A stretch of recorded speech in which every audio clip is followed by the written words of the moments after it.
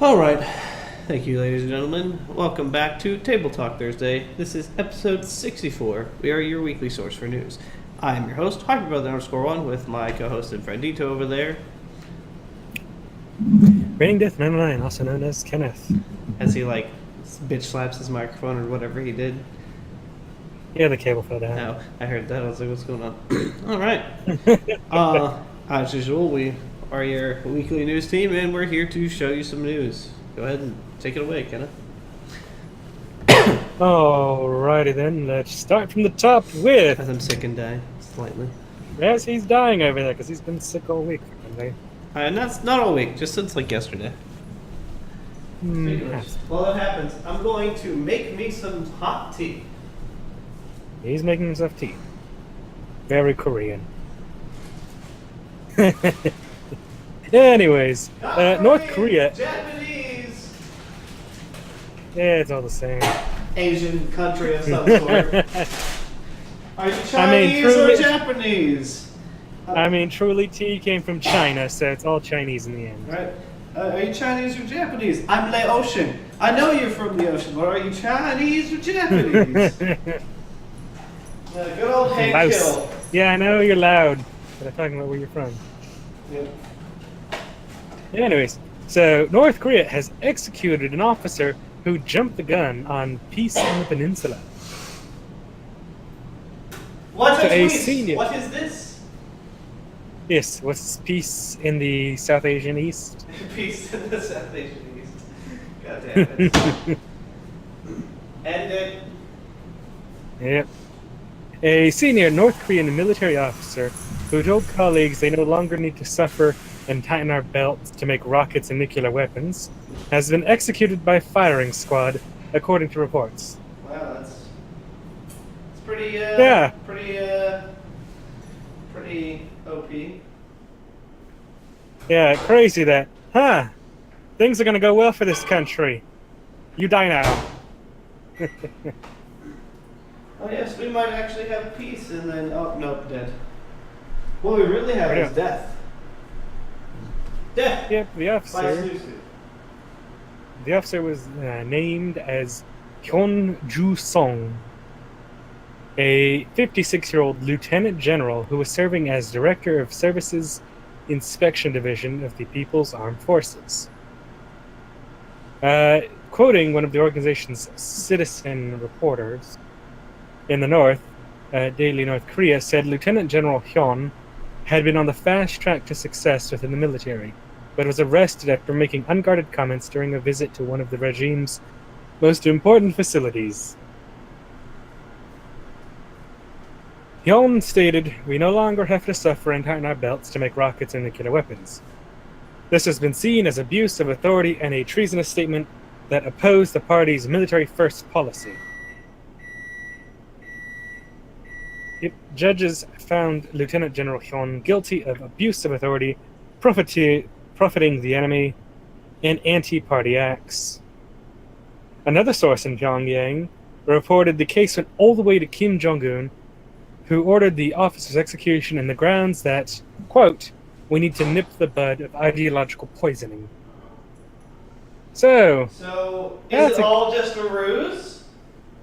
Yes, because in a story that I don't have here, because it's so North Korea is still ramping up their nuclear efforts, and there are reports coming out today that North Korea is revitalizing some nuclear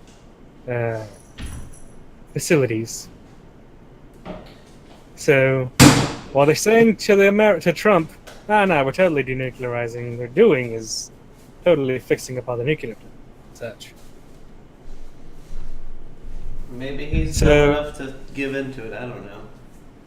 Yeah, I mean, it is Trump, so that's about what I expect. But I mean, I wonder what Trump will say about this.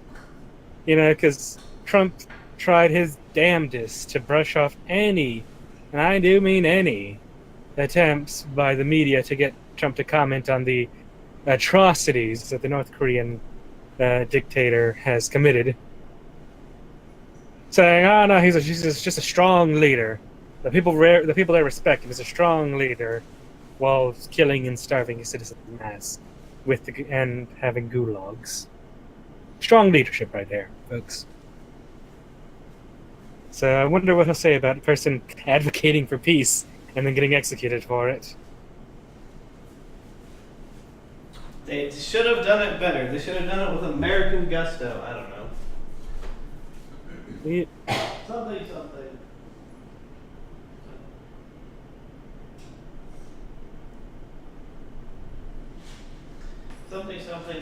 Something. Something Korea.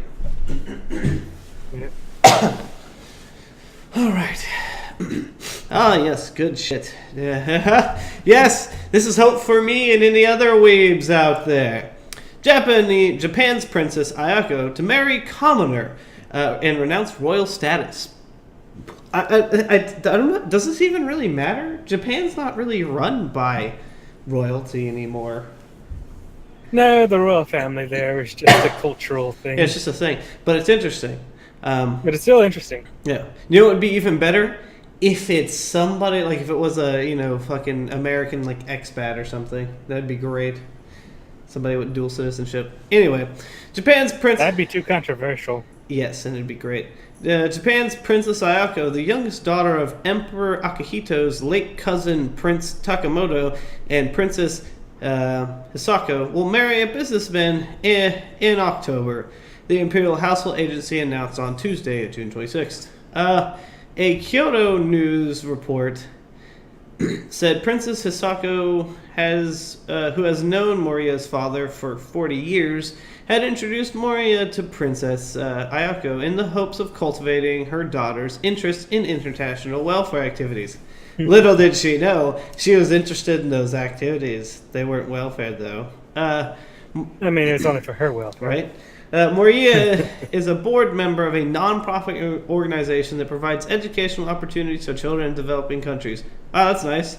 So wholesome. Although he's a board member, so he probably gets good money. Anyway, the Imperial Household Agency said the pair will officially become engaged in a traditional court ceremony on August 12th, ahead of the official wedding ceremony on October 29th at Tokyo's Meiji Shrine. Nice. Under the Imperial House law, a princess will lose her imperial status if she marries a commoner. After Princess Ayako and Princess Mako marry, Mayensi news agency reported that the number of imperial family members will drop to 17, and that the female and that of female members to 12.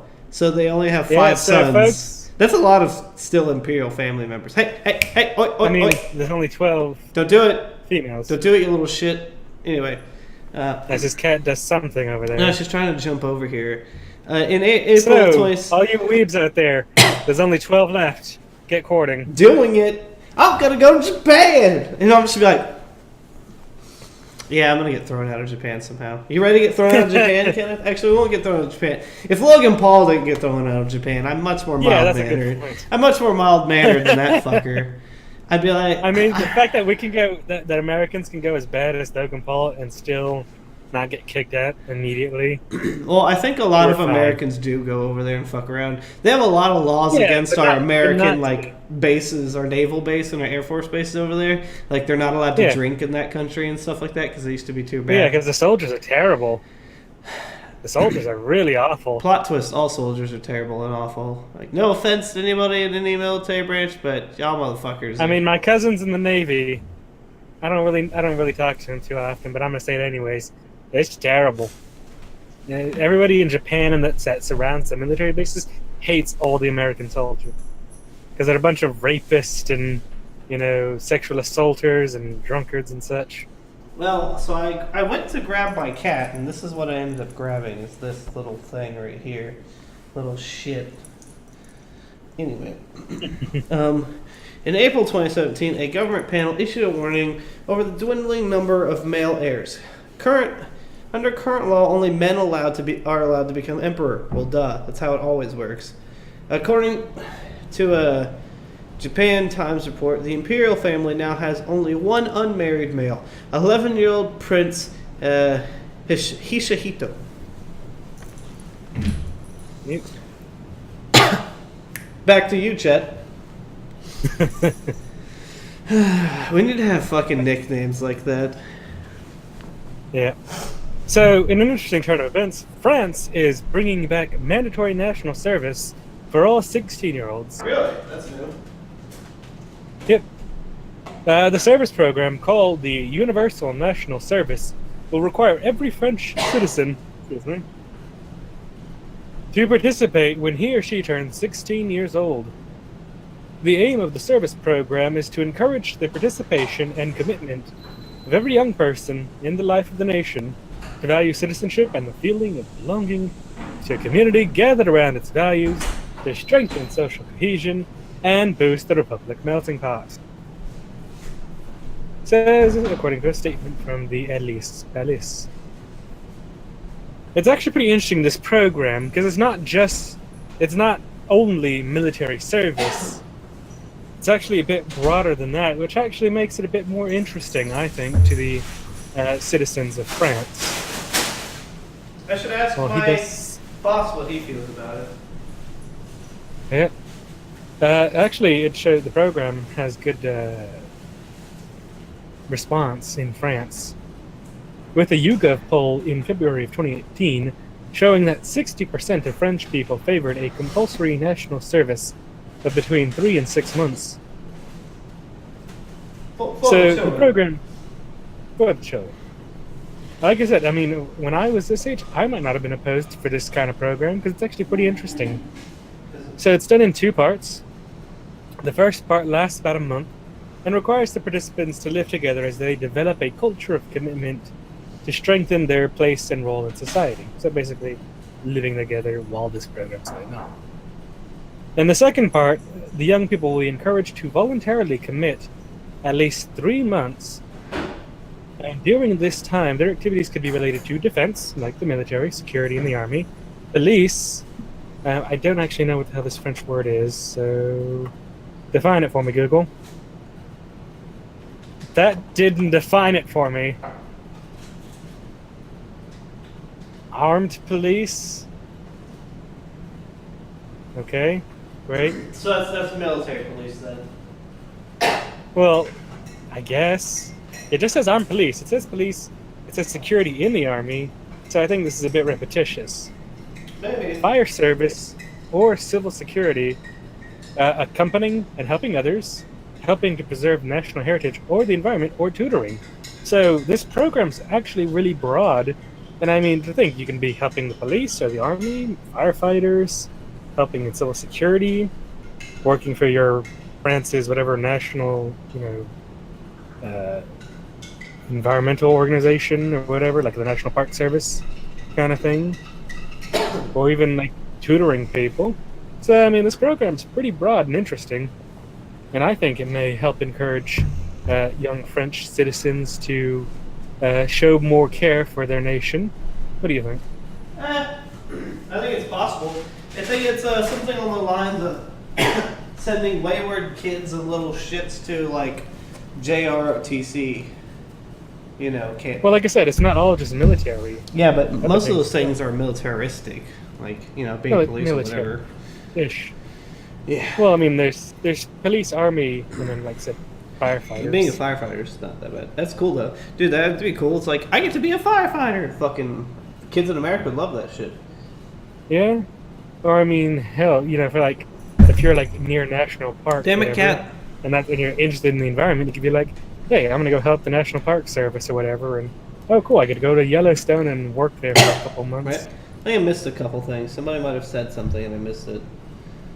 It looks like I can't see chat. No. There we go. Bingo, bango, bongo, I'm so happy in the Congo, I refuse to go. What the fuck? It's Crucifix. Yeah, it's Crucifix talking. Hello, Crusty Dicks. I was just trying to figure out what was going on. That damn you! That song is in my head now. I have no idea what you're talking about, so I'm good. It's a song from Fallout 4, Diamond City Radio. I should know that because I played Fallout 4 for a little bit, but not for long enough. Yeah, but did you listen to the music? Probably not. I did, but I took it out eventually. Fallout 4 isn't a musical fucking experience, thank you very much. I'll have you know the radios are one of the best damn things about that. I'll just listen. They have such good music. I'll just listen to some electro swing. I'll put some electro swing on in the background as we're talking here. Anyway.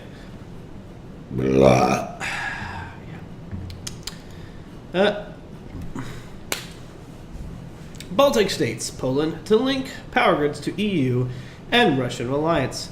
The Baltic states and Poland have signed an agreement to connect their power grids to the European Union network by 2025, in a bid to end their dependence on Russia dating back to the Soviet era. The leaders of Estonia, Latvia, Lithuania, and Poland, which are all EU member states, sealed the long-awaited deal. The East Bloc.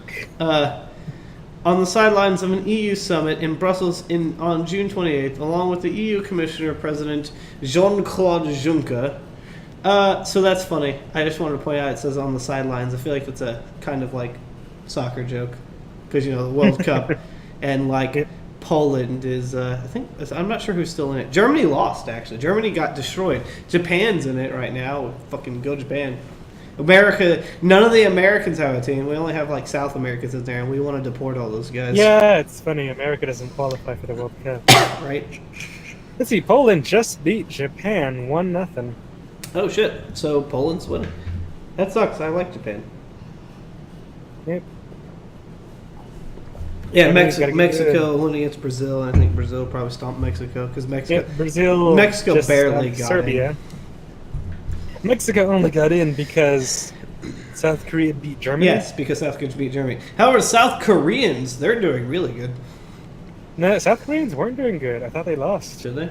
They should. Oh no! Be out. Yeah, the South Koreans were out because they beat Germany. South Koreans and Germany were out. So Brazil is going up against Mexico. Yeah, Brazil's going to stop Mexico. Yeah, which we'll see, but yeah. So, and then it's going to go. I mean, I have the whole bracket here. Nice. Anyway, It's cool. so we, yeah. Go on, Portugal. No, fuck that. We don't need to know winning bullshit. Anyway, that's actually Brazilians. Yeah, Brazilians will stomp Portugal to show who's got the direct. No, real, fuck you. Who Portuguese can speak have real some Portuguese? Badass soccer players. Yeah, but Portugal. like Portugal doesn't have that many badass soccer players. They don't have some of the best known ones. Like Messi. Yeah, they do. Messi's out because he was in Argentina. Yeah. I know Josh is all fawning over Messi. Yeah, fucking weirdos. It's like best soccer player in the world, most known. It's probably that's who he uses in FIFA for his like dream team or whatever. I remember when he used to talk about those tournaments. I don't even know how well he did. Anyway, look at what he has to show to it. Nothing. He's a tool. Anyway, so yeah, they have expressed concerns that continued links to Russia's power grid network was a threat to their national security, which it probably is. The Baltic states will definitely use the existing overland Litpol link. That sounds funny. It's Litpol. Between Lithuania and Poland, along with a proposed cable to run under the Baltic Sea, bypassing the territorial waters of Russia's Kaliningrad exclave. The EU has pledged to provide $1 billion. Isn't that kind of also worrying? Because, I mean, if Russia knows where that is, couldn't they, if they ever need to take out that eastern section of the EU, just like, I don't know, drop depth charges or bombs or something and destroy the line? Actually, yes. I mean, they threatened to do that. They threatened to cut the fucking transatlantic, fiber cable, the biggest one between the two countries, our country and... Which, if they ever did that, that's a declaration of fucking war. Yeah. Well, on top of that, it's not going to cut the network because there's so many fiber cables that lead across the world. There's another one on the other side. Yeah, there's a lot of the ocean. lines, but I mean, that would be devastating, though. Yeah, it would. We'd all be going back to dial-up, baby! Actually, we wouldn't. We just would have trouble accessing sites that are not here in America, which I think a large portion of shit's in America, so who gives a shit? Thankfully, but... Yep. Anyway, whatever. Yeah. That means the filthy Koreans, Chinese, and all the other countries that aren't us can stay the fuck out of our video games. They will never be able to connect. Anyway, the EU has pledged, again, €1 billion, which is $1.2 billion in funding. Wow. The euro's only worth like $1.2? That's weird. Is that worth much more? Huh. Is it? But it says 1 billion euros is $1.2 billion, so... Actually, it's even gone down since then. It's now only 1.16. Damn. Lithuania President Dalia Grybauskaitė told LRT television that this is the last milestone tied to our feet, keeping us from real energy independence. That tool of blackmail, which was used by Russia to buy our politicians and meddle in our politics, will no longer exist, she added. That's definitely some good news for those Eastern European nations who will no longer be beholden to Russia. Yes. Anyway, so let me get back to Chudman. Alrighty then. Belize has been praised for visionary steps to save the coral reef. So the World Heritage Body, UNESCO, has removed the Belize Barrier Reef from its list of endangered World Heritage Sites after 9 years. Hey, I didn't know Belize had a barrier reef. Everybody's got barrier reefs, technically. Yeah, but Belize is the second largest in the world, just after the Australia's Great Barrier Reef. It's been praised the UNESCO has praised the government for taking visionary steps to preserve it. UNESCO added the reef to its list of World Heritage Sites in 1996, but said it was in danger in 2009, following plans by the Belize government to allow oil expedition in nearby waters, which makes sense because those things freak me out. I think Belize was doing the thing where they were sinking like cars and other shit to rebuild the reef. They were sinking things to purposely rebuild the reef. It was either Belize or somebody else, but I remember reading a story about that. I think it was somebody else, because I know like Texas has done that. Yeah. Woo! Sink trash into the ocean again. Yep. Yeah, but I mean, it's good that they actually didn't follow through with this oil expansion. Unlike Texas, black gold. Yeah. BP, another Shell BP, or what? There was another one. There was a one. Shell, BP, ExxonMobil. Yeah, right. With the super tanker that fucking ripped open. I was gonna say something happened like within the last couple of years. Like that was the Exxon tanker, because the BP Shell thing was that drilling platform. Yeah. And then No, I can't remember any tanker. Because the Exxon or Shell tanker that got ripped open in the Gulf was like late 90s, I think. Anyways, so the UNESCO urged Belize to put safeguards in place to protect what Charles Darwin described as the most remarkable reef in the West Indies. Environmentalists organized an informal referendum in 2012, in which 96% of those who took part voted against offshore oil activity. In a stroke of good news, the lawmakers passed a landmark moratorium on oil exploration in Belizean waters, which makes it one of only a handful of countries in the world with such legislation. After its meeting in Bahrain on Monday, UNESCO praised... I almost thought you said meeting in the rain, but I realized that place is Bahrain. So weird. Yes, Bahrain. Its visionary plan to manage the coastline, saying the level of conservation we'd hoped for has been achieved. So, I mean, this is great news for the world's environmental, status. It's definitely good for the reef. And as you may know, folks, reefs are one of the world's largest supplies of, fish and environmental fish habitats. They're super important to the ecological status of the oceans. Also, for those of you who don't know, like all of the reefs in the world are dying. Yes, they're dying because of, us. Global warming, heating up the waters. Us. Pollution. Which is us. Us. And pollution. And the coral just can't handle the heat. If it can't handle the heat, get out of our Earth. Go home, aliens. Apparently, Crucifix said he He submitted his streamer app with maximum effort. We'll see how maximum effort it is later. Me and Kenneth will talk match it. We can do that live on stream. Read through it like, no, it's a piece of shit. Anyway.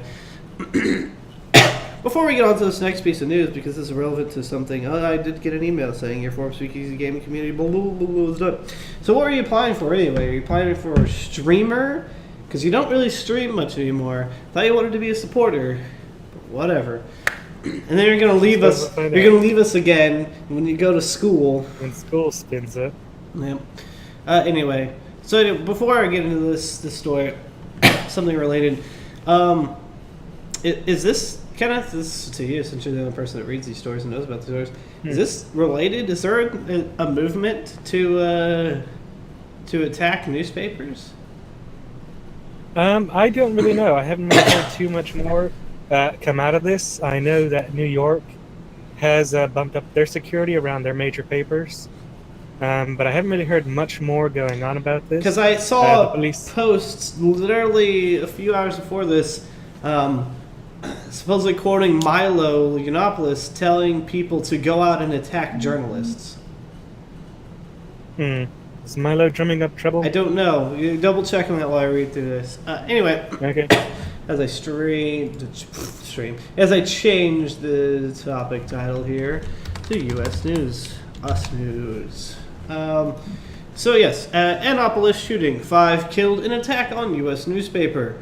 A gunman has opened fire at a local newspaper office in Maryland, killing 5 people and wounding others. Staff at the Capitol Gazette building in Annapolis said he shot through a glass door into the newsroom. Police said it was a targeted attack on the newspaper, which had recently received violent threats through social media. A white male in his late 30s, living in Maryland, has been arrested and is being questioned. He is reportedly refusing to cooperate with officers, and a police source told CBS News that he had damaged his fingertips to avoid being identified. Wow, that's some, like, movie-level shit. Like, fucking from Domino. Anyway, he was found to be carrying fake grenades and smoke bombs in a backpack, police said. They said he used a long gun, but did not give further details. A long gun. This is kind of like playing Shadowrun. Was it a long arm? Is it a, fucking automatic? Anyway. The deputy chief said, Anne Arundel County Police, William Crampf, said an item we believe to be an explosive device has been found at the premises and destroyed. He added more than 170 people had been escorted to safety from the building, which houses other businesses. There's nothing more terrifying than hearing multiple people get shot while you're under your desk and then hear the gunman reload, tweeted reporter Phil Davis.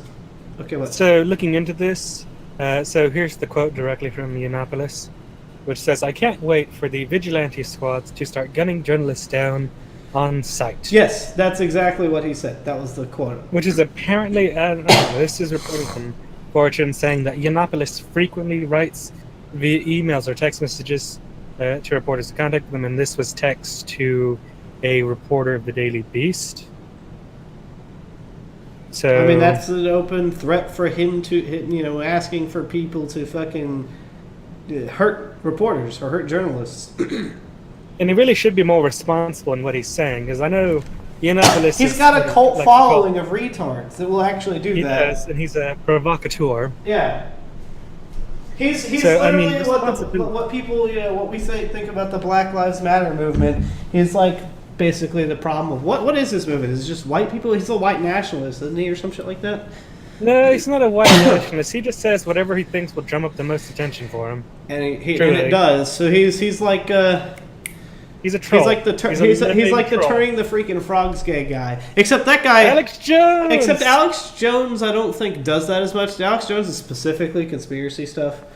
Actually, he's gotten a lot more Christian crazy, saying everybody's a demon or a devil or possessed or something. Apparently, that's his new shtick. Oh. So he is now. He found Jesus. Everybody, welcome to everybody that finds Jesus ever. But no, he's like the blind guy from Little Nicky. Have you've seen Little Nicky? Actually, I don't think you have. You're one of those people that's never seen Little Nicky because you're fucking weird.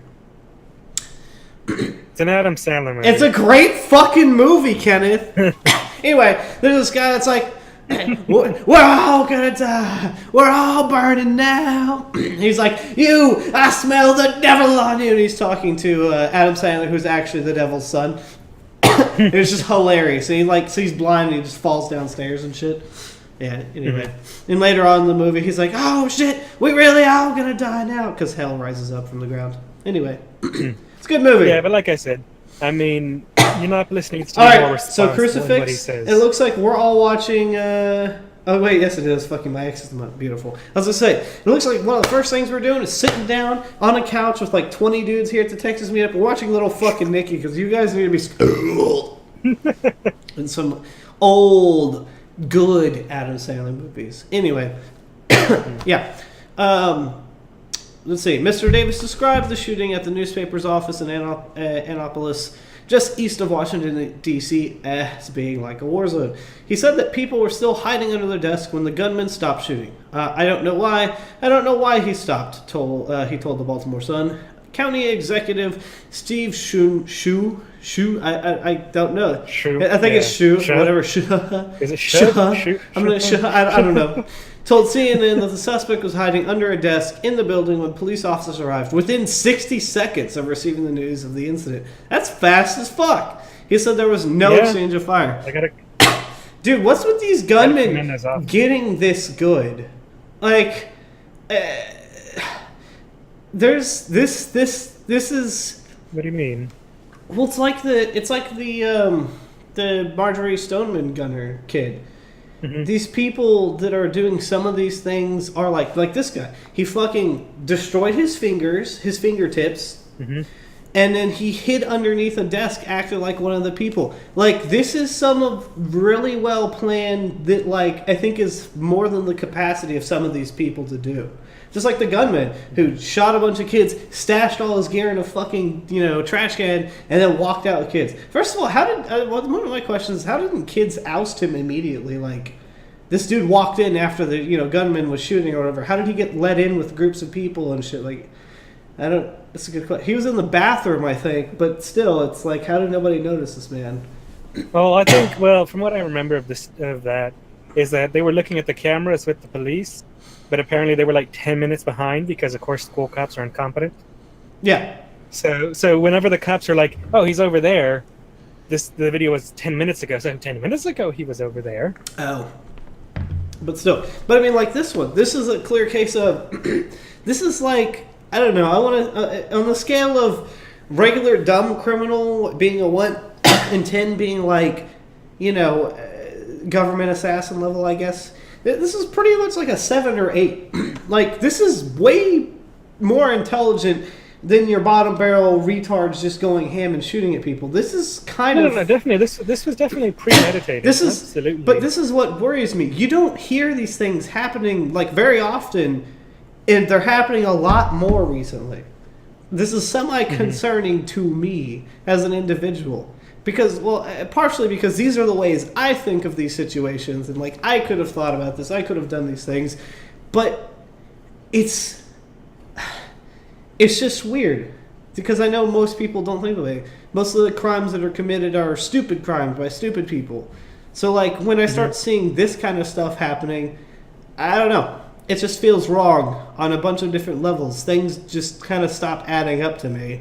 But... yeah, that's like going towards the conspiracy level stuff.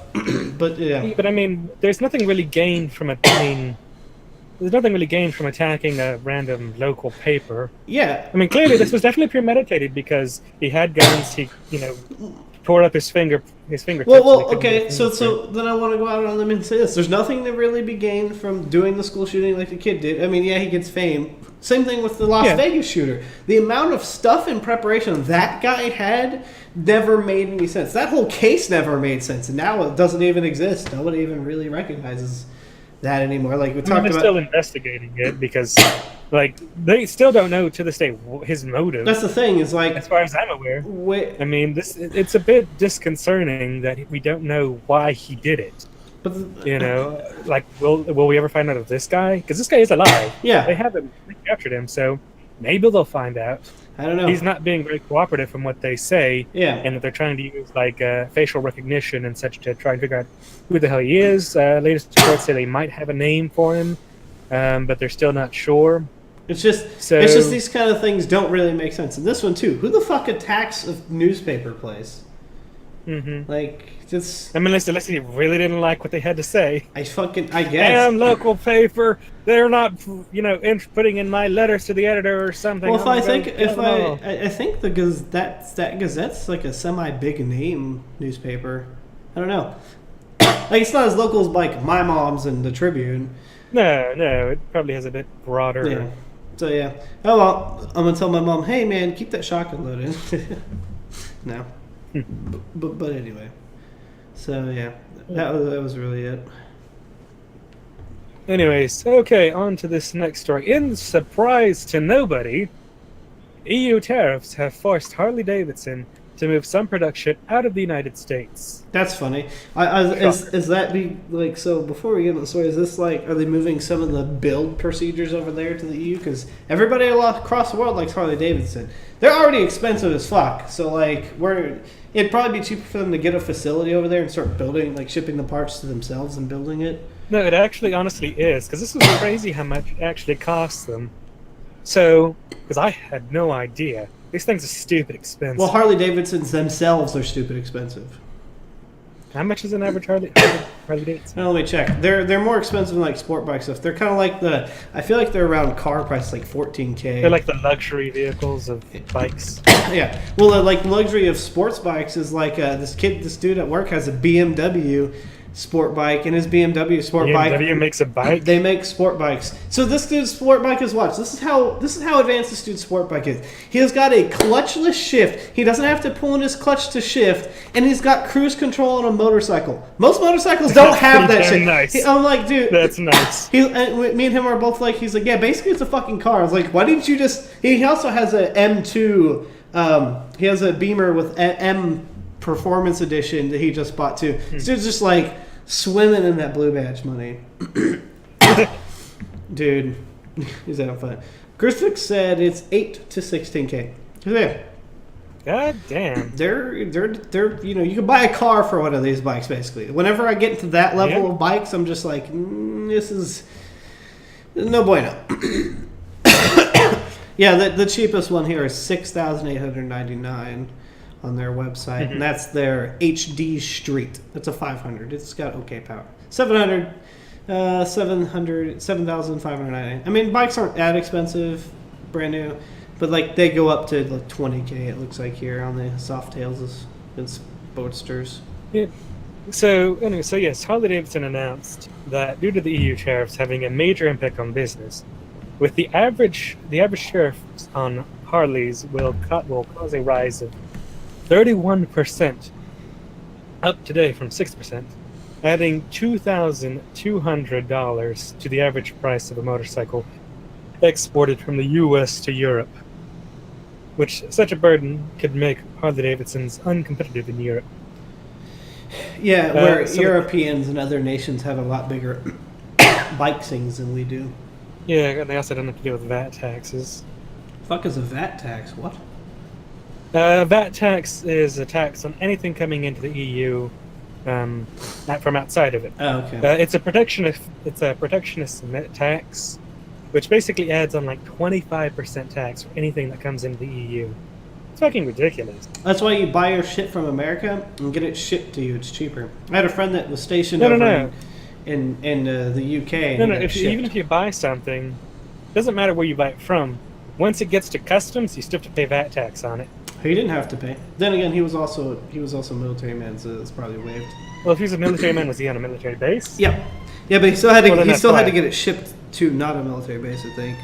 What are you bitching about, but Kat? that's fine because I think since that's American soil. He also had to wait forever for it to get through customs to be sent back. He had a really nice souped up GTR that he built and worked on, like super duper nice. Those cars are expensive. Yep. So the company decided it must shift production of motorcycles for the EU destinations from the United States to avoid the tariff. Duh. The company says Harley-Davidson. I said duh. Just ship yourself the parts. It's cheaper. I guess, somehow. Harley-Davidson expects ramping up production in international plants will require incremental investments which could take 9 to 18 months to fully complete. It says this is the only sustainable option to ensure Harleys can be sold in Europe, where almost 40,000 sold last year, which doesn't sound like a lot, but when you consider that it's going to add $2,200 to the cost, that's an increase of about $88 million. That's a lot of money. So, and if they keep those sales, constant, I mean, that's hundreds of millions of dollars that people are losing out on when they want to buy these motorcycles. And as it states here, this is a serious blow to the Harley-Davidson workers in America, and a stark example of the damage that a trade dispute can cause. Because obviously Trump doesn't understand how trade works. Totally not a double-edged sword that goes both ways. Yeah. So yeah, Europe's implemented tariffs on imports of U.S. goods, including motorbikes, bourbon in response to Trump's tariffs on steel and aluminum. Which, surprisingly enough, European Union is also a major buyer of bourbon. I think they buy like 40-something% or 30-something% of the world's bourbon from America. Yeah, the bourbon from America. So they're a major buyer in America for the most part. We checked. Yeah. But yeah. So I expect to see a lot more companies moving operations to Europe to avoid these increased tariffs. Yep, and it only makes sense. And Chris Fix, it's only increased the price of bourbon in the European Union. Here in America, the price will probably still go up because bourbon makers will not be making as much money from Europe, so they got to make it here in America. But it's not going to be as bad as it is in the Europe. In the Europe, yes. Anyway, Anthony Kennedy retiring from Supreme Court. Justice Anthony Kennedy, a crucial swing vote on the Supreme Court, announced Wednesday he's retiring at the end of July, giving President Donald Trump another chance to fundamentally reshape the highest court in the land. His departure could have massive effects on U.S. policy, particularly in abortion rights and gay rights nationwide. His announcement immediately raised questions about how long the court would stand by its earlier abortion rulings, including Roe v. Wade. In a statement, the Supreme Yes, because Kennedy was had a major role in the 90s of affirming Roe v. Wade. Yep. So this is rather worrying. So yeah, that's right. Okay. So the Supreme Court can renege on any previous decision. Is that correct? Yeah, it's the Supreme Court. They generally are supposed to follow precedent, but they don't have to because, like the country, things change with time, so they're allowed to change things. I guess. In a statement, the Supreme Court said the 81-year-old Kennedy will step down effective July 31st. The judge called it the greatest honor and privilege to serve our nation in the federal judiciary for 43 years, 30 of those years in the Supreme Court. Speaking to reporters Wednesday, Trump called Kennedy a great justice who has displayed tremendous vision and heart. He said a search for his successor will start immediately. Replacing Kennedy with a conservative could have a massive long-term effect on the highest U.S. court. His decision to leave will have huge implications for the midterm elections as Democrats and Republicans battle for control of the Senate. The chamber confirms Supreme Court justices. Yes, because as I said, he was there for 30 years in the Supreme Court. It'll affect decades of future decisions.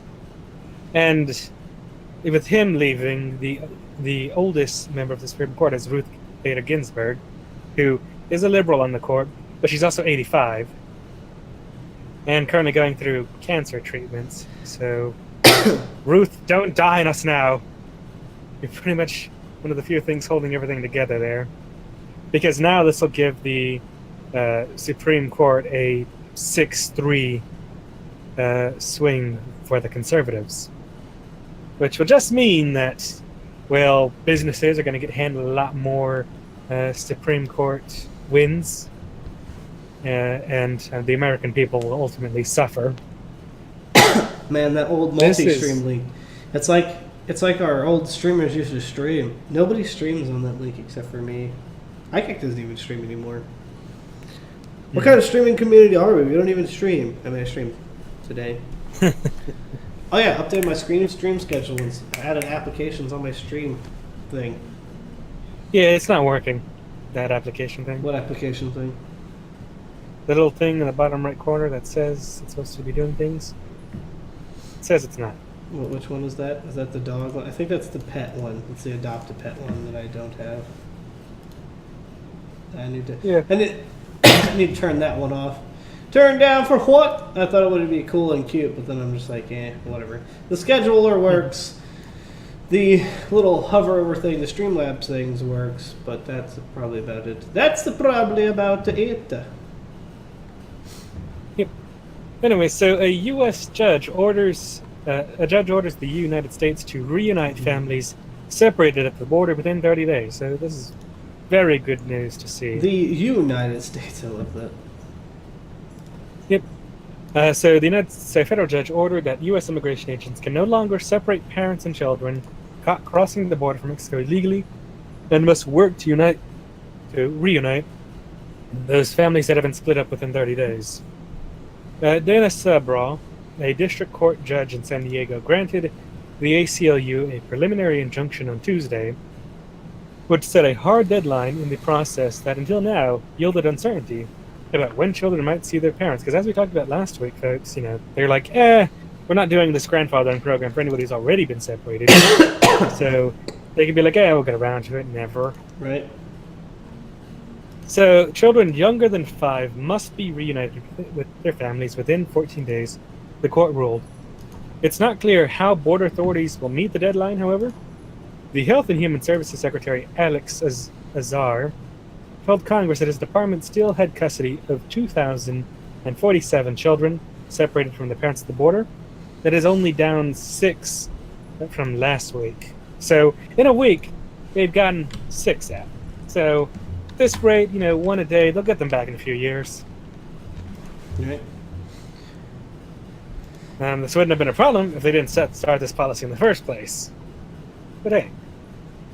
Right. So, following national and international outcry, Donald Trump signed the executive order last week, as we covered, mandating that families entering the U.S. would no longer be separated.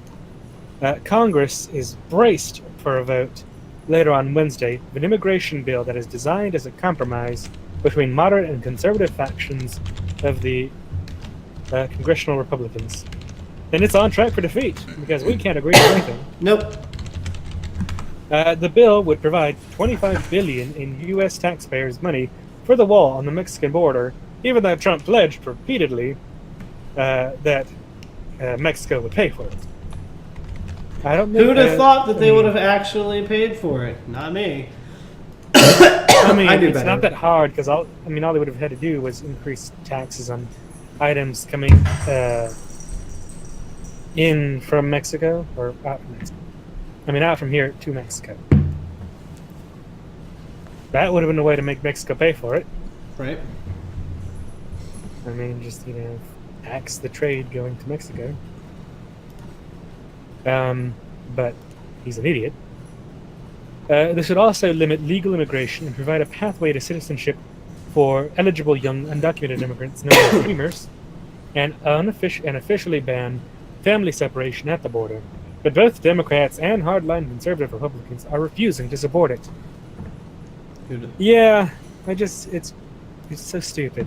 You get a bill that's in the middle of what everybody wants, and then nobody agrees to the middle, and everybody wants only what they want. Right. Frankly, I'm surprised the Democrats are holding out so hard. Normally, Democrats are all over this. Oh my God, what have the Republicans graced us with? Oh dear Lord me, we should just agree to everything they want because they've come an inch over when they went a mile away. Right. Just like, at least they're getting a fucking backbone on this, and not fucking just bowing down to whatever the Republicans are when they want. And that's good. Oh man, I'm trying to find something, but I can't find it. Makes me sad. Nope. Yep, I'm not saying what I want in here. Damn it. I was trying to add new currency for the stream elements thing, but whatever. It's whatever. So, yeah. Jimmy Carter delivers a new clinic to a small town that has been without a physician. A small town in Georgia has been without a practicing physician In Georgia. for almost 4 months. But thanks to former U.S. President Jimmy Carter, that's about to change. How old is Jimmy Carter now? Well, let's find out. Anyway, I looked it up. Since their medical facility closed back in March, the town of Plains, Jesus Christ, that name, has been without any local health care providers. Jimmy Carter's 93. That's what I thought. I thought he was old as fuck.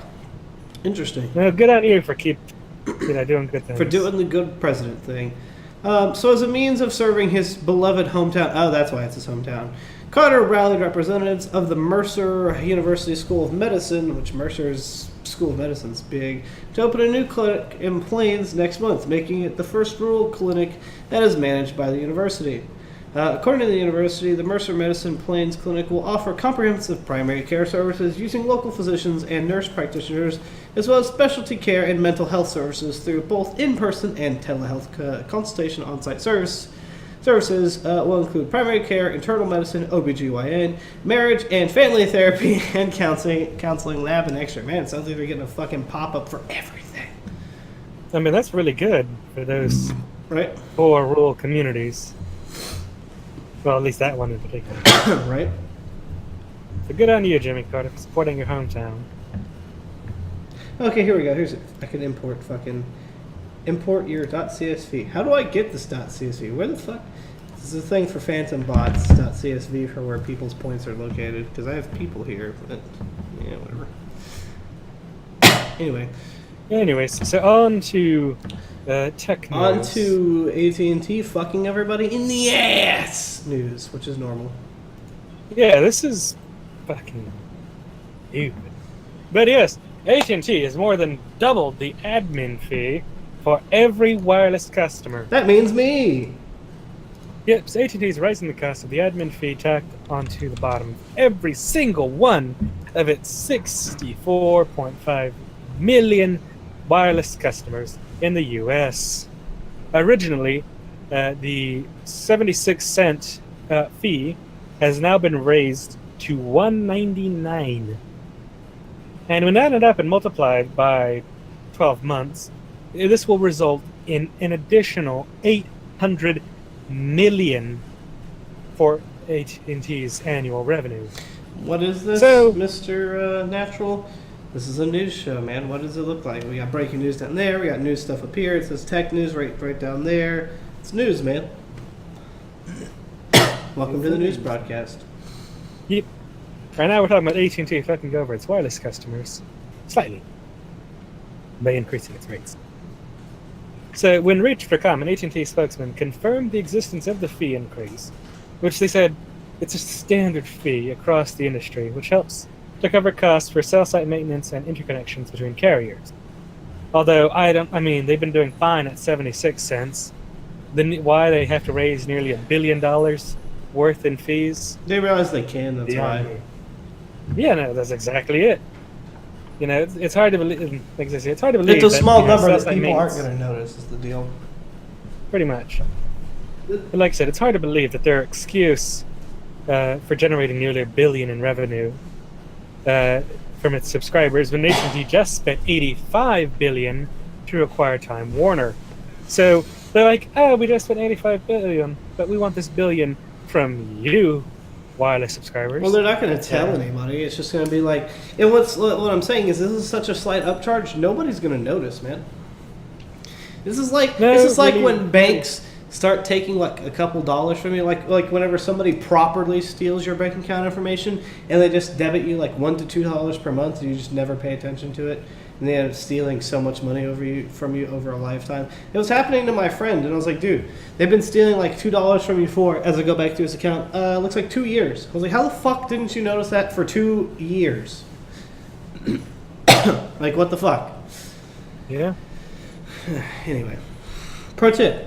It was also a plan of mine too, to commit illegal acts, hack a bunch of bank accounts, and only take like $1 in bank fees from everybody, and you could rake in a ton of money without anybody noticing for a while. Except for the bank. Bank might notice.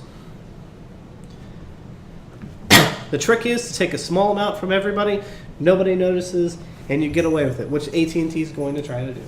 And which probably other companies have done before. AT&T's probably also done it before. I mean, AT&T blatantly does it when they charge you. Like, for instance, I had internet service here that was, it's supposed to be 75 megs or like 60 megs or something like that for like 65 a month. And now I have fiber, which is 1,000 megs for 85. So if you think about the price per meg that I was getting, exactly what he said, it doesn't make any fucking sense. Like my mom at her house, she pays $50 a month for DSL, which is 3 megs. I was paying almost the same price for much more. And for a lot of the AT&T stuff and a lot of companies like that, it's not a big problem for them to really, flip a switch and change it. There's sometimes when you're already on all the new lines, you're on everything, you have the equipment, and you could support it. The only other time is whenever, of course, you're not. But then it doesn't cost them much to lay new lines. Shit, they get paid by the government, hundreds of thousands of dollars a year to lay out networks to other places. Yeah. It's all grants. But for folks, if you don't know, they've been doing it for years. Since about the early 2000s to late 90s, the government came up with the program to be like, hey, ISPs, we will give you hundreds of millions and even billions of dollars, and all you have to do is build out your internet services to rural communities and such, and we'll give you money for it. You know what they did? They pocketed every single dime of that and didn't roll out the networks anywhere. And the government, part of the government says the loose wording has to be broadband, but broadband counts even to now as having cell service there or whatever, as we talked about. Well, now it does under the FCC or thing where they tried to, but back then it was still only I think it was 5 meg is broadband. I don't exactly remember. Under the technicalities, I already submitted this, and I qualified for a charter of a free grant from the United States government to provide rural services to the Bay City Matagorda area. Really, I should have done it. I should have opened up my own ISP, grabbed a AT&T backbone, grabbed a couple AT&T fiber lines at consumer prices, mind you, and I could have run it that way. Just grab a couple, 1,000 meg circuits and then have a massive mesh network. I mean, I've semi-planned it out in my head, not to an extreme extent, but to a decent extent. Just massive round tower. Oh, which reminds me, ISP Supplies called me yesterday at work. And I was like, who the fuck is this? They had it in 979, so people have been calling me from that number. I'm like, what the fuck? And the dude's like, yeah, so I see this. I'm from ISP Supplies. I see you haven't been with us in a year. I see you bought a Ubiquity service solution, from last year. He's like, yeah, is this Bay City technology? I was like, yeah. And he's like, yeah, so how'd that work out for you? And I was like, oh, it didn't work out too well, man. We put them up. Didn't work. There was a tree in the way. He told me a pro tip to kill that tree, by the way. Whoa, I never would have thought of that. No. I mean, he gave me an idea. He told me how to kill the tree. Yeah. How do we do it? Drive a copper nail into it, and it'll die by itself over time. He's like, apparently he had somebody that he knew that did that to a tree that was in his property that his city told him he could not cut down. So he put a fucking copper nail into it, and then it died and fell down. And then the city forced him to buy a new tree and put a new tree up. And I was like, what kind of city forces you to make trees and to not cut down trees that you want on your own yard?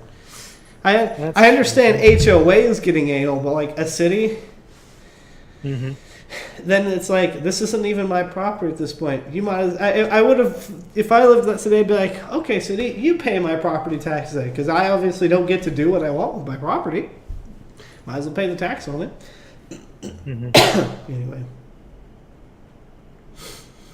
But yeah. So is that all your story there? Yeah, that's it. All right. So Big Brother gets a little smaller with cell phone privacy ruling. Like lineups, fingerprints, and DNA, cell phones have become routine tools in the fight against crime. Hundreds of times a day, police or other law enforcement agencies ask America's telecommunication companies for records showing when someone's mobile phone pinged cell towers, information they can use to track where the person traveled over days, weeks, and months. Yep, these are stingrays. Is that what it's called?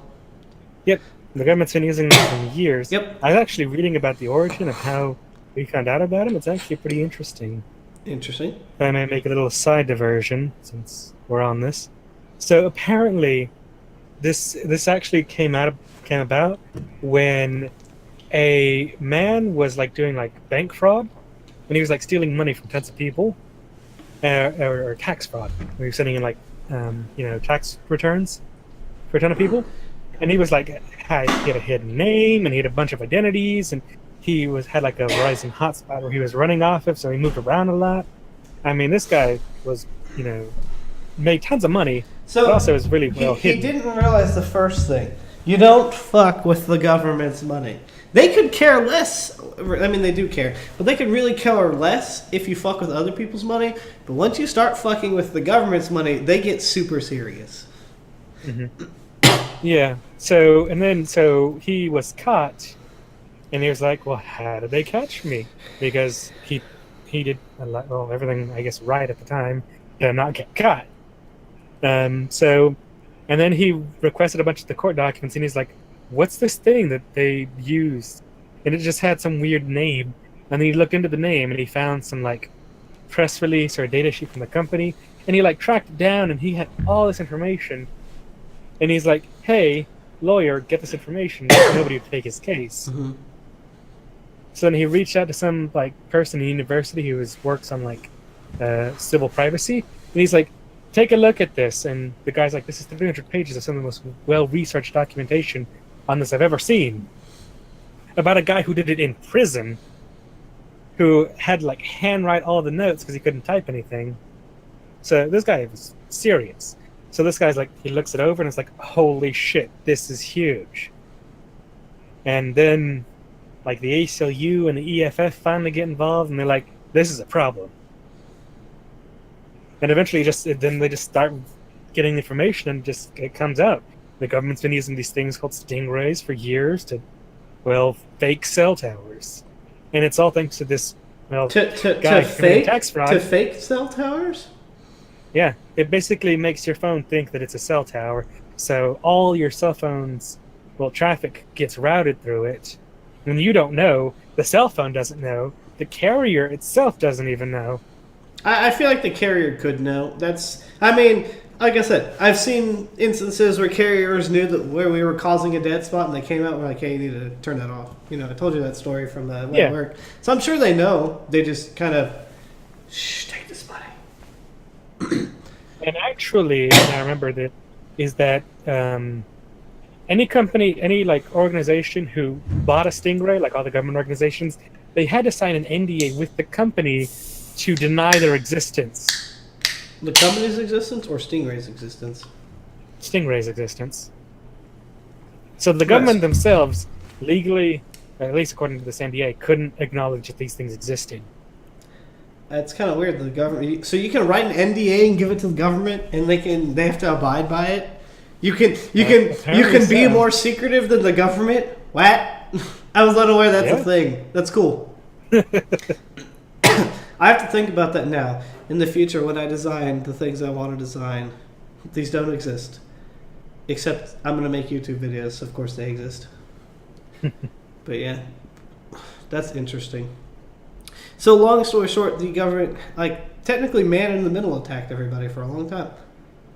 Yeah, and they still, actually, a recent story came out that they found that the FCC found some stingrays were in use in Washington, D.C. So I wonder if... Yeah, that's gonna go out on conspiracy theories. We'll stop. I'll stop going into things. Like whenever I see random wireless IDs pop up in the middle of nowhere, unless I'm near like a weird tower, and I'm like, that's weird. Kind of like the one by my house. Whenever they brought up that tower at the fairgrounds, a weird wireless ID started showing up at my house, and I can't log into it. It's also, you've seen it too. You've seen the hidden one that's max strength over there. I think so, yeah. Yeah, there's all these weird SSIDs that show up over there, and we have neighbor 1, neighbor 2, and neither of them, neither of their Wi-Fi signals are strong enough to go to my house.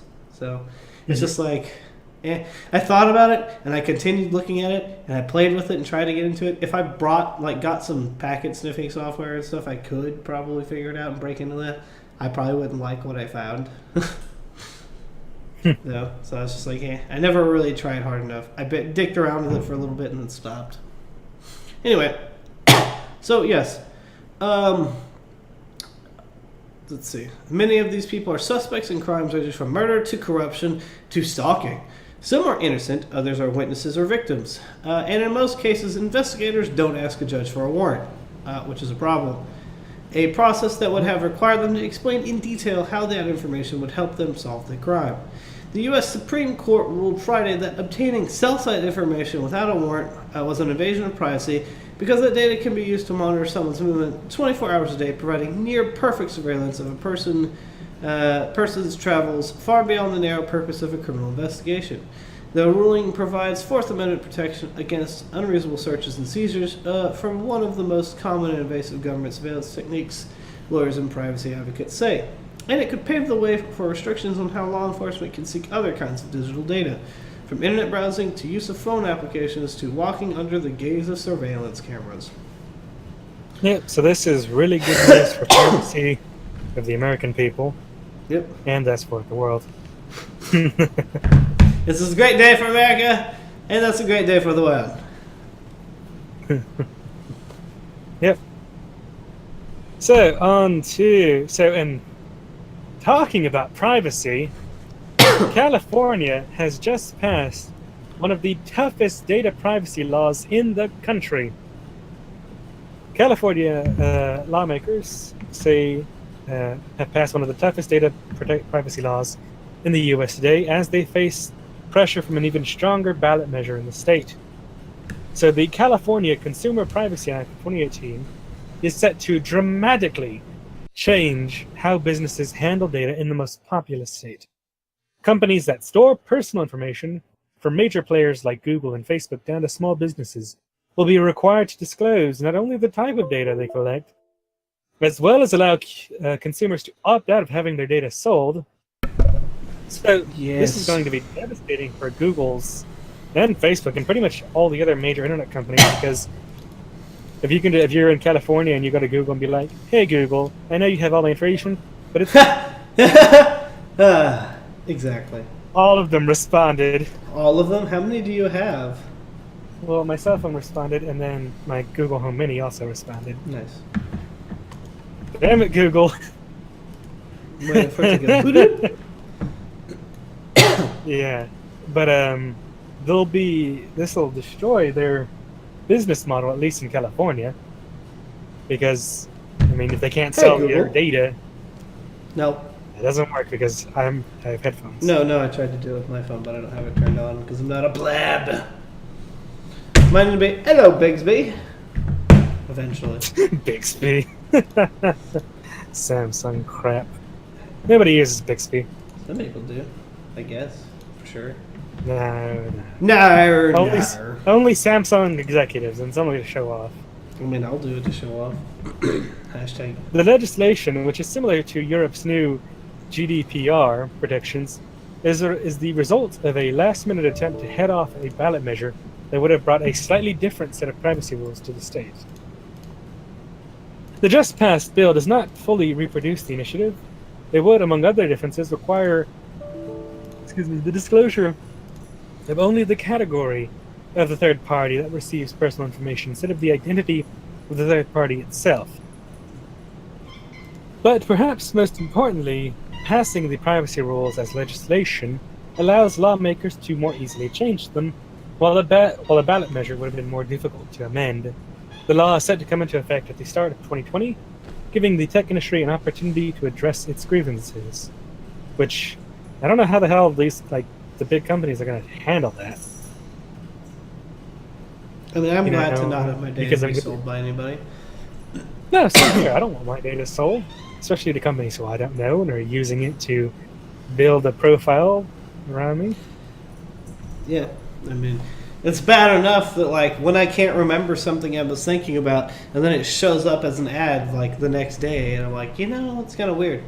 When you never said it out loud because you don't even know its name, but it's there. It knows. Where did you go, you little shit? My cat just disappeared. She was meowing at me and she just walked away. Mm-hmm. So yeah. And in other news, which is kind of relative to me, but not at the same time, speaking of, I just bought a 128 gigabyte SD card. SD cards could soon hold 128 terabytes of storage.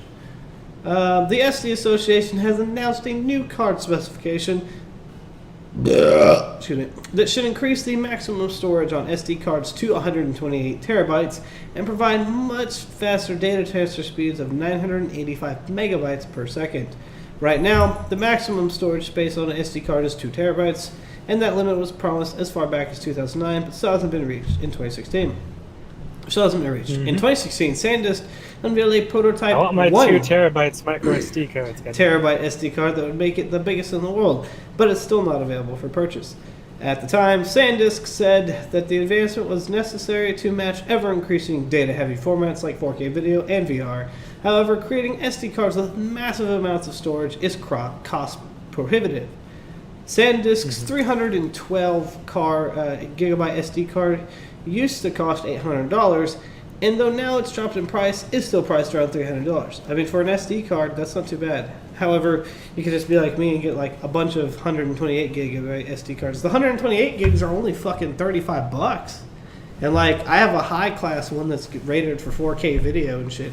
It's U3 speed rating, class 10, whatever card for $35. I mean, they're not that expensive. Bigger is always better. What? I mean, especially with like, people recording like a lot of 4K video, and especially with like RED cameras, because I can record like RED cameras with mine, 4K at 30 frames. I can record 4 hours. So if I bump that up to 60, it'd give me half. 4K 60. So I could do 2 hours at 60, which is really good for 128. Yeah, gigs. but this is more for like enterprise people or people who record like professional video, I imagine. At that point, you might as well just get a fucking add-on solid-state drive. It would probably be cheaper to use the solid-state drive, actually, now that I think about it. Get a solid-state drive, just plug it straight into the camera and just runs over USB 3 or something like that. Because again, I bring up like the RED ones, because I know Linus has talked about, because he has a fancy like $250,000 RED 1 camera. And a lot of people that do weird action things, they have those things, dude. Those are expensive as fuck. They are, and there's a billion fucking modules that are as ridiculously expensive. Dude, and then you have to buy the fucking card that runs that. Which reminds me, Elgato made the 4K 60 card finally, or they're starting to pump those out. What? I saw somebody giving away one on Twitter the other day. They what do you mean the 4K 60 card? The 4K 60 cards. Well, you mean the PCI cards? Yeah. They've been out with those. Oh, have they? Yes. That's. I thought you were going to buy one. Buy one so I can buy your fucking Elgato from you so I can use it with my car travels. So I figured out for my GoPro streaming problem, I have to buy a mini HDMI cable to HDMI, and then I have to use a capture card to go to the computer to run my driving live stream with the GoPro. I should look into maybe see if there's another GoPro-esque thing. Maybe just take the GoPro back. See if there's something I can actually wirelessly connect to and stream to my PC. Apparently with the GoPro version 4s, you could stream over wireless to your computers. Because it used there was a special site where you logged in through UDP. However, it's got a second or two of delay. Currently, if I look through my GoPro app at my GoPro video, it's got a delay on it. So yeah. I'm assuming that the HDMI cable thing will be instant. Yeah, probably. Anyways, on to Stupid and Crazy, which actually your phone should be able to take in HDMI streams. Because I know, I can hook up my webcam to my phone. See, I can't. Well, I mean, I did a USB on the go thing, the whatever adapter. Yeah. I have a USB on the go that does HDMI out. I don't think it does HDMI in. But I also don't think the Twitch app will run anything. The Twitch app only uses the phone cameras. It doesn't use any other cameras so far as I've seen. I think you can make it use your camera. I don't know. I'll have to test with this camera here. But I'm pretty sure you can. I couldn't get it to sense the GoPro, even though it was connected to the GoPro over Wi-Fi. Anyways, on to Stupid and Crazy. With some very stupid Supposedly I can use Periscope. Great, so you can be live streaming on Twitter. Yep. That's it. I can only live stream on Twitter, but hey, at least I can live stream. So a man gave a teller his ID during the LA Columbus bank robbery. Police This say. is like the third time we've covered a bank robbery where somebody did something really fucking stupid. Yes. This is So Columbus police have arrested a man they say gave his driver's license to a teller at the bank he was robbing. According to court documents, David Mincer is accused of robbing 4 Central Ohio banks in like about a 3-week time. That man was non-stop. During a robbery on June 4th at the Huntington Bank, the sheriff's office said Mincer was tricked into giving the teller his driver's license. According to court documents, Mincer approached the counter and presented a demand note that said, "I have a gun." The teller gave Mincer money and a dye pack. Mincer took the money and put the dye pack back on the counter. And a dye pack. This gave him the dye pack. Here's this dye pack. Pretty much, apparently. I don't know how that works. Once you get outside a certain range, they explode. Yep, and that dye is fucking permanent as hell, from what I understand. Something like that. Yep. Documents say Mincer then told the teller he wanted more money. The teller told him a driver's license was required to use the machine to get out more money. Mincer reportedly gave the teller his driver's license to swipe through the machine, and then the bank, and then left the bank with the additional cash. Jesus. God, fucking idiot! If you're gonna rob a bank and a teller tells you that, you know what you do? You tell the teller, "Get out your fucking wallet." Who the hell's like, "Ah, oh, goddamn, they need a driver's license, motherfucker." Here, idiot. Right. And the detectives, of course, were able to identify Mincer based on the ID and filed an arrest warrant for him. God, I love these stupid criminals. They're just like, "Oh, I don't know how things work. Sure, here's my information." Or like, let me fill out this application for this bank, and then I'm going to rob it. Or let me write this demand on the back of my check and hand it over. Right. I mean, shit. Covered enough criminals just do stupid shit. Anyways, Yep. This one's crazy. Man makes desperate 911 call while cleaning the hood of a speeding car. A driver in, of course, South Florida captured dramatic video Florida. of a man clinging to the hood of a speeding car on Interstate 95. The video was taken on Sunday around 8 p.m. on I-95 in Miami. A man is seen clinging to the hood of a black Mercedes-Benz, which is driving southbound in the highway's express lanes. The driver who captured the video, Daniel Medeiros, was driving parallel to the car in a lane close to it. Medeiros took out his cell phone to film when he noticed a man wearing a white tank top and black shorts cleaning the hood of the car while chatting on the phone. Medeiros' video of the incident went viral on Twitter. It looks like they were using Periscope. Hold on, let me make sure everything's good before I switch to this. Studio mode! Whoa, whoa, whoa, whoa, whoa, whoa, whoa, whoa. Is it supposed to be this one? That's definitely not it. It's supposed to be this one. Ah, it is supposed to be this one. Alright, cool. It looks like it's correct. Now I'm going to go ahead and fade us to white. There we go. Alright. Come on, video. There we go.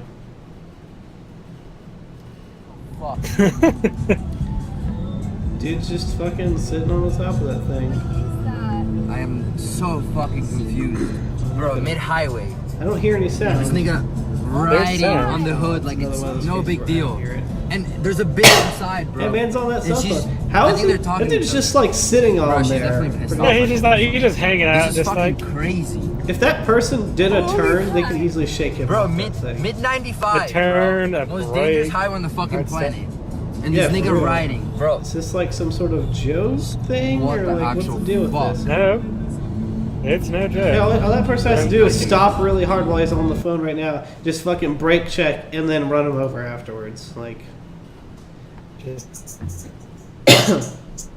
70 miles an hour. I-95 or I-90. oh man, I just lagged really bad there for a minute. It's all good. I think we're back.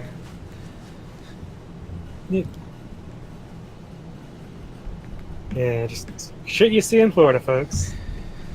Yep, officials have released the desperate 911 call. the man made while riding on the hood of the car. When the 911 operator asks the man what his emergency response is, he responds with, "My life is actually in danger. I'm on the roof of my car. Someone is driving." Medea said it appeared the man on the hood and the female driver were talking to each other as the car plowed down I-95. The 911 call confirmed that. Stop the car, you're going too fast," the man is heard screaming at the driver. "It was scary, and also it was crazy and funny. I was mind blown. I have never seen anything like that," Medea said. Medea also called 911 about the incident, and police made an arrest that night. The driver was identified by police as 24-year-old Patricia Isidore, who was taken into custody. Yo, is that fucking secretly Panda and his wife? Or some shit? That's pretty funny. Anyway, now to this last show. And finally, for the last story of the evening, it's ending on a sad note, and also a stupid note, because people should know better. Yep. But a man who couldn't swim sacrifices his life to save a boy from drowning. So even though he couldn't swim, Victor Mosqueda jumped into a raging river to save a 5-year-old boy from drowning. He rescued the boy but died in the process. So as a word of note, I get people want to be selfless and save a life and such. But this is one of those things that first responders will tell you not to do. Because if you put yourself in the situation and you end up dead. If you can't swim, it doesn't make sense for you to try and save somebody because you just put yourself in peril. Yep. I get you want to be a hero and save a person's life, and that's admirable, but you're making the situation more dangerous for not only you, but also the person you're trying to save. So it just makes everything a hazard. Now, like I said, it's a human response. You want to save this poor kid who's, drowning in a river, but you don't, like I said, you just got to be smart about it. Yep. Anyway, his family said the selfless act was no surprise. He would always do things for others. That's just the way he was raised, said Ivan Gonzalez, Victor's brother-in-law. Mosqueda, 22, left his Santa Clara home for a family trip in the Sequoia National Park. Clarita, by the way. Clarita. Yes. When the family arrived, they were eager to walk along the river, and it was slippery, so that's when the boy, Vincent Gonzalez, fell in. And although Mosqueda couldn't swim, he was the first one to jump in and save the little boy. Vincent's mom and dad jumped in right after. There were about 4 or 5 people in the water trying to reach them. A fisherman and a marine also jumped in. The currents were too strong, and Mosqueda and Vincent went under several times. Now, if he could actually swim, he might not have gone under too well. I mean, so I'm thinking about it. I can swim, kind of, but not really. Not in a situation like that, I think. I don't know. I was kind of worried when I was in the river skinny dipping, and we had to swim across to the other side. First of all, because my dingle-dangle was dangling, and turtles are bad, okay, when your dingle-dangle's dangling under your crotch. Turtles, crabs, anything that'll literally go, oh, look, it's a worm. I don't need that in my life. Then I had something brush up against my leg, and I was like, oh, no. But anyway. Yeah, the currents were too strong. And like I said, they went under several times, but Mosqueda never let go of the child. Vincent held on to Victor's neck. Mosqueda was able to push the little boy towards his parents right before he went under for a final time. Bystanders gave the boy CPR, and paramedics flew him to an emergency room in a helicopter where he is now recovering. Nice.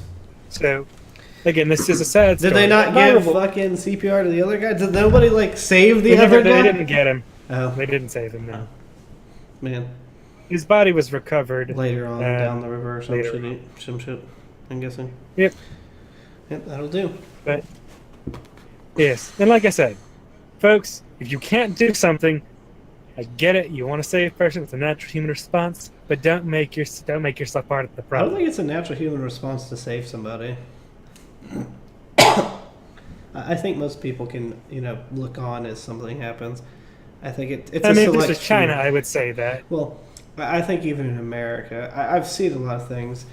It just depends. No, the Chinese people don't stop and help. It's actually very frowned upon there. I mean, I've seen plenty of times where American people don't stop, though. I've also had people stop and help me before. Yeah, but it's really bad in China because so what happened was like there was a woman who was injured. She got hit by a car or something, Mm-hmm. and this bystander stopped to help her, got her to a hospital, and saved her life or whatever. And then she sued the man who saved her for money, and he lost the case and had to pay her pay for all her medical bills. Yeah, well, that sort of thing happens here in America too. Somebody can do that. There's Good Samaritan they can try, laws, but they won't win because the Good Samaritan laws, which is a federal law, protects people. Yes and no. So, as I was taught by CPR, if somebody wants to die, they can sue you for saving their life if, you're trying to keep them alive while they're alive. Apparently. However, actually, Good Samaritan laws also protect you in that case. Apparently not. Apparently, it's possible that it can go the other way because it's happened before. I mean, if somebody's trying to commit suicide and you stop them, you're protected under the Good Samaritan law. I've seen, it's not necessarily suicide, but like if somebody states that they don't want to be resuscitated, like DNR kind of thing, to you, if you're there on site and you have a certified person to give CPR, and you're like, hey, I can give you CPR, don't worry, then they can sue you because they said no, because they said no, they don't consent to, getting their life saved. However, once they pass out, this is the only case where silence is consent. You believe it is in the person's best interest because they are passed out and dying that they would want their life saved because they are unable to respond at that point. But there has been cases where people have sued. I mean, it's the same thing where robbers have won cases when they break into somebody's house and hurt themselves. Mm-hmm. Our justice system's kind of retarded that way. That's why in Texas, double tapping is good. I guess it depends because it is illegal to booby trap something.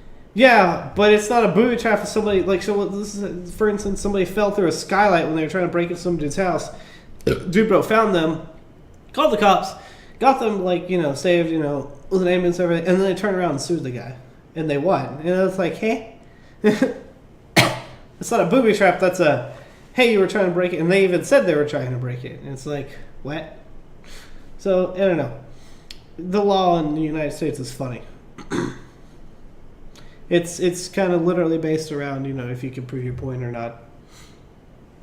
Yep. So right here, according to the law, there's what they call premise liability, which says sometimes the homeowner is liable for injuries suffered on the property.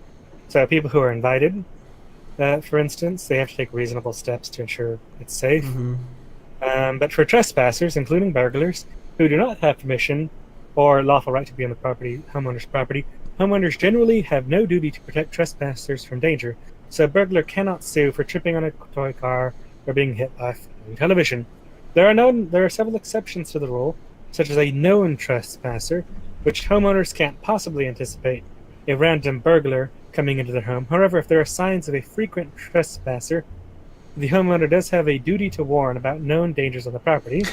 Well, if there's a known trespasser... Yep. Booby traps. A homeowner can be sued for willfully or wanton conduct that injures a trespasser, which, booby traps are illegal. And deadly force. While you may be able to use deadly force to defend your life in some states, you can never use deadly force to protect personal property. Not in Texas! In Texas you can. Can you? I thought that was if you feel for your life. No, you can use it to protect your property, your family, and even the above. Mm-hmm. Texas is that's one of the good things I like about Texas is we're very open with guns. We're also very open in the protecting yourself. Oklahoma has just recently passed very loose medical marijuana. Yeah, nice. Yep, so that is now 30 states with medical marijuana and 9 states where it is recreationally available. So fucking legalize the shit already. Yeah, I'm waiting for it to happen in Texas. But anyway, thank you. Texas is going to be the last goddamn state. Nah, I think we'll be somewhere in the middle. We have Austin. Austin's ultra liberal and shit. Also, we had Houston pass the whole, hey, you can carry, 5 ounces or whatever, and it's a catch and release policy where you just get caught and then you get released. No, nothing, doesn't go on your record, stuff like that. So I think Texas will move that way eventually. And I'm seeing your story here about the person who fell through the skylight. Yeah. Yeah, a 19-year-old attempted to steal a skylight from a local high school gymnasium and ended up falling through a skylight, getting severely injured in the process. The alleged burglar sued the school for damages, claiming that they were responsible for the injuries sustained after the accident. The 19-year-old was awarded damages, setting off a wave of criticism around laws that allow for such lawsuits to proceed, which makes sense because, like, you fell through and injured yourself, and yet you were still allowed to sue, and you won. Yep. It's I was talking about an actual burglar story, not that one, but I was talking about one with a homeowner. well, But I mean, you saw that guy. but still, that still works. Cat, what the fuck? What was the point of that? Get the fuck down. But yes, this has been the Table Talk Thursday Show, episode 64. Thank you for joining us all here. We'll be signing off, so you can catch us here on Catch us every Thursday at 8 p.m. just 8 to You can also check 8:30 out the p.m. show. as usual. You can also check out the D&D shows that we have going on 6 p.m. on Saturday. Saturdays at 6 p.m. Also doing Shadowrun at 6 p.m. Sundays at 6 p.m. You can also check out the show on Anime Talk check Show. out the show on Tuesday for the Anime Talk Show at 7:30 p.m. CST. Yep. Where they talk about the anime seasonals and review, and every other week they have a special guest to talk about their reviews on anime and such. And again, if you don't catch these or you don't see these, there's now a new panel down there that has the schedule. The new updated schedule. I've cleaned up some of the panels, remade them, and some other things. I need to do so as well on the Mixer side, although people haven't been by on the Mixer side in a while, so I don't know. I might go back to being legal and just stream on Twitch. Who knows? But anyway, no matter how you do it, go ahead and catch us on the next stream. We might do some stuff maybe tomorrow, I think, because I'm in town. Part of my channel has to do with whether I'm in town for the weekends or not, because sometimes I really go home and visit Whether family. what? You just break up for me. I was saying whether I'm in town or not. But other than that, thank you all for joining us, and have a good night. We'll catch you on the next stream.